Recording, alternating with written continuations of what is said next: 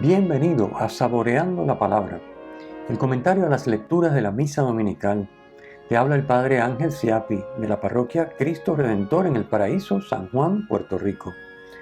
Recuerda que en la descripción están las citas bíblicas de las lecturas, el enlace al guión de la Lección Divina, el enlace a los apuntes del comentario y la dirección de la página web de la parroquia Cristo Redentor. En el nombre del Padre, del Hijo y del Espíritu Santo. Amén. Vela, Señor, con amor continuo sobre tu familia. Protégela y defiéndela siempre, ya que solo en ti ha puesto su esperanza. Por nuestro Señor Jesucristo, tu Hijo, que vive y reina contigo en la unidad del Espíritu Santo y es Dios, por los siglos de los siglos. Amén. Quinto domingo del tiempo ordinario, ciclo A. Continuamos profundizando en el misterio de Cristo, que ese es el propósito del tiempo ordinario, que, como sabemos, se va a interrumpir próximamente para la celebración de la Cuaresma y luego la Pascua, para reanudarse luego hasta el mes de noviembre, en que termina el año litúrgico. Hoy hay una invitación directa del Señor a ser sal de la tierra y luz del mundo. Y las lecturas nos clarifican qué significan esas expresiones y qué implican para nuestra vida de cristianos. Comencemos comentando la primera lectura, tomada del libro del profeta Isaías, en el capítulo 58. Esta es la tercera parte del libro de Isaías y corresponde al discípulo o discípulos del profeta, que se conocen como tercer Isaías. Son los capítulos 56 al 66 del libro de Isaías. El ministerio de este tercer Isaías se desarrolla en el período después del regreso del exilio en Babilonia. En el texto anterior a la lectura litúrgica, el Señor, por medio del profeta, denuncia al pueblo su piedad hipócrita, su ayuno, mientras cometen toda clase de injusticias y se desentienden de su prójimo necesitado. Este último se describe en el versículo 7, que ya es el primero de la lectura de hoy. El hambriento, el sin techo, el desnudo. No solo no hacen bien al prójimo, sino que le hacen el mal. Y mientras pretenden agradar a Dios con su práctica religiosa. Ya se ve que este problema ha sido un problema siempre. La hipocresía en la que se puede caer pensando que agradamos a Dios solo con nuestra práctica religiosa, un poco de oración, un rosario, ir a misa, y sin embargo no encarnar el Evangelio, no dejar que Dios tome posesión de nosotros y nos convierta en instrumentos para amar, especialmente a los más necesitados. La imagen de la luz que brilla en las tinieblas, que encontramos en el versículo 8, indica la presencia de Dios en los que son fieles a su voluntad. Esta es, dice el texto, una presencia sanadora. Dice, enseguida se curarán tus heridas. Es una presencia que se manifestará en obras de justicia. Dice, ante ti marchará la justicia. Obras que darán gloria a Dios. Detrás de ti, dice el texto, la gloria del Señor. Recordemos que obrar la justicia es vivir de acuerdo con la voluntad de Dios. Y que dar gloria es reconocer el poder de Dios manifestado en sus obras. Dios solo se hace presente y escucha a los que no obran el mal, sino el bien, en los que practican la misericordia. En el versículo 9 se da como ejemplo del obrar mal la opresión, el dedo acusador y la calumnia. En el versículo 10 se ofrece como ejemplo del obrar bien el dar de comer al hambriento y saciar el alma afligida. La luz, encontramos este vocablo en los versículos 8 y 10, o sea, al comienzo y al final de la lectura de hoy, de la lectura litúrgica. La luz, o sea, como hemos dicho, la presencia de Dios en sus fieles, lo que llamamos santidad, no se reconoce por la piedad y el culto externo, ni tampoco por no hacerle mal al prójimo. Se da por sentado que una persona que brilla con la luz de Dios, en la que Dios está presente, no le hace mal al prójimo. Pero no hacerle mal al prójimo no es indicativo de que Dios está en esa persona, de que esa persona está en comunión con Dios. Tampoco lo es, como hemos dicho, la piedad y el culto, cuando obviamente es un culto externo y no es interior. Lo que sí es un signo de la santidad, de la presencia de Dios en sus fieles, son las obras de misericordia practicadas con caridad. Jesús, quien se identifica a sí mismo como la luz del mundo, nos dirá en el Evangelio de hoy que los cristianos somos la luz del mundo, es decir, presencia de Dios en medio del mundo. Pasemos a la segunda lectura. En Corinto era muy valorada la retórica y la filosofía. También se tenía en gran estima la elocuencia para persuadir al público a acoger un mensaje. La sabiduría y la elocuencia humanas, versículo 1, aumentaban el alcance y la aceptación del mensaje.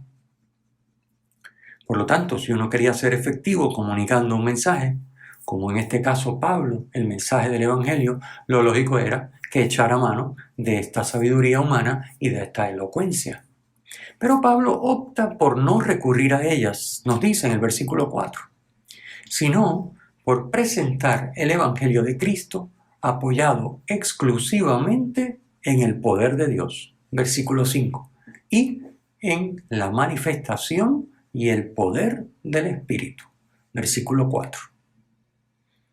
En lugar de apoyarse en la fuerza de la sabiduría humana, Pablo se ha presentado débil y temblando de miedo, nos dice en el versículo 3, para dar testimonio de la sabiduría de la cruz, es decir, de Jesucristo y este crucificado, como señala en el versículo 2. Pasemos al Evangelio.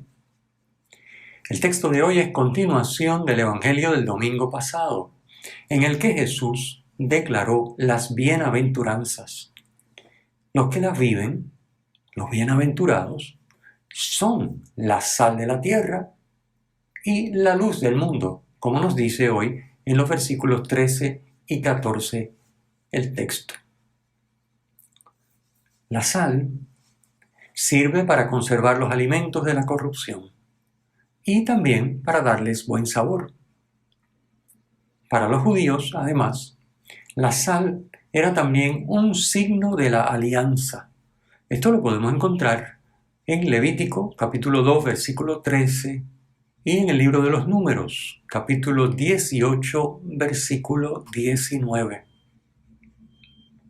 Por su propiedad de preservar de la corrupción, la sal que se ponía a los sacrificios de la ley simbolizaba la inviolabilidad y permanencia de la alianza pactada en el monte Sinaí entre Dios y su pueblo. Pero si la sal se vuelve sosa, dice Jesús en el versículo 13, y pierde su capacidad para conservar o dar sabor, sencillamente se descarta, no sirve. Los cristianos preservamos el mundo de la corrupción haciendo presente con nuestras vidas el amor de Dios. De ese modo, damos buen sabor divino al mundo, el sabor de la voluntad de Dios. Y así, somos también signo de la fidelidad de Dios a su alianza con los hombres. Pero si el cristiano se contagia con el mundo, no hay modo de salarlo. Él mismo se hace inservible para el propósito que Dios lo creó. El cristiano, como la sal, es insustituible en su función de preservar y dar sabor.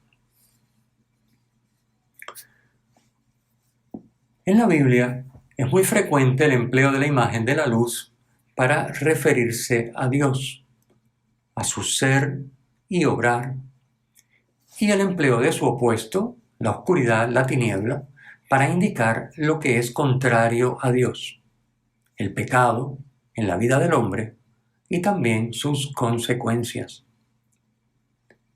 Es fácil entender que esta imagen proviene de la experiencia.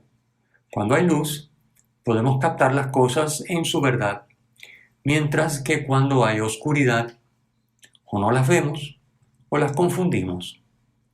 Cuando hay luz, podemos dirigirnos a nuestro destino sin tropezar con los obstáculos, mientras que en la oscuridad, sobre todo si es total, no podemos dar ni un paso, no sabemos hacia dónde ir, ni tampoco dónde estamos.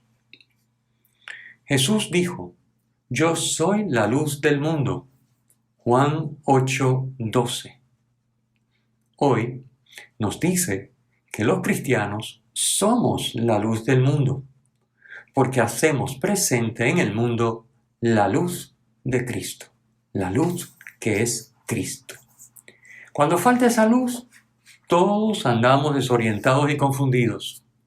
Al decir vosotros sois la luz del mundo, versículo 14, Jesús está indicando que no hay otra luz para el mundo que la luz de Dios que irradian los cristianos. No dice vosotros sois una luz para el mundo, sino la luz.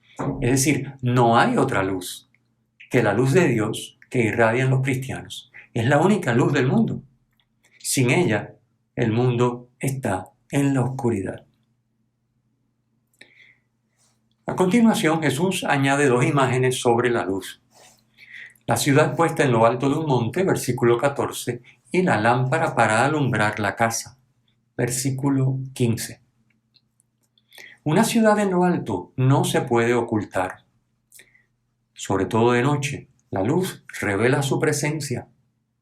Los caminantes pueden guiarse por ella. La ciudad no se establece para servir de orientación, pero es uno de los beneficios que aporta gratuitamente a su entorno.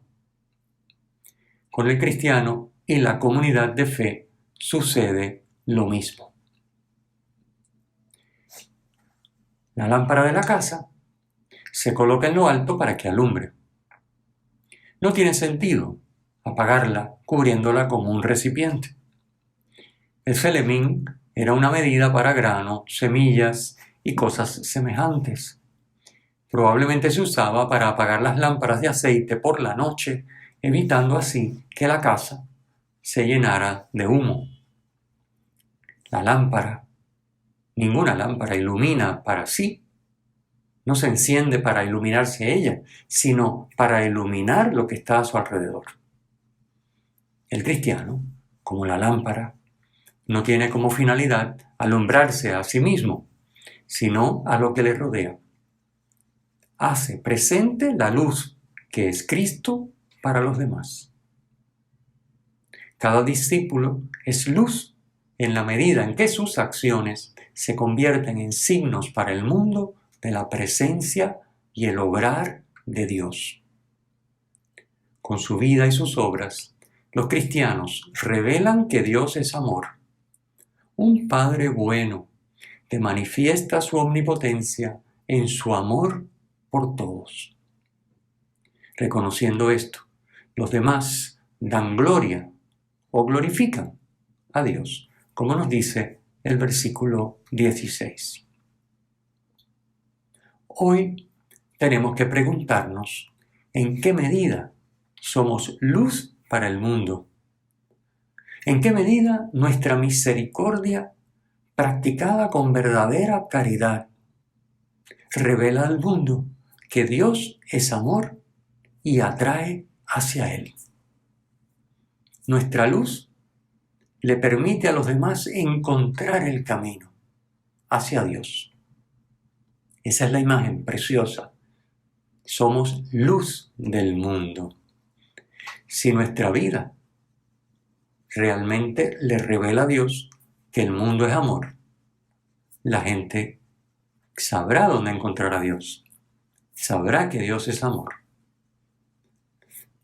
Tenemos que preguntarnos eso, ¿en qué medida nuestra misericordia practicada con caridad, con verdadera caridad, con genuino desinterés y deseo de servir, sin estar buscando nada, hace presente a Dios la luz de Cristo? Tendemos a asociar el ser luz únicamente con las obras de piedad.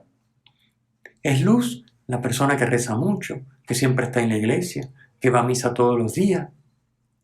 O también asociamos el ser luz con no hacer mal. Ay, esa persona es tan buena, no le hace daño a nadie, como decimos, no mata ni una mosca. Pero las lecturas de hoy nos dicen que esto no es así, que además de practicar la religión y de no obrar el mal, esto se da por sentado. La verdadera señal, la inequívoca señal de la presencia de Dios en nosotros es vivir la misericordia con nuestro prójimo. Creo que nos toca a todos hacer examen y como resultado del examen, de cara a Dios, hacer los cambios, los ajustes, tomar las medidas que sean necesarias.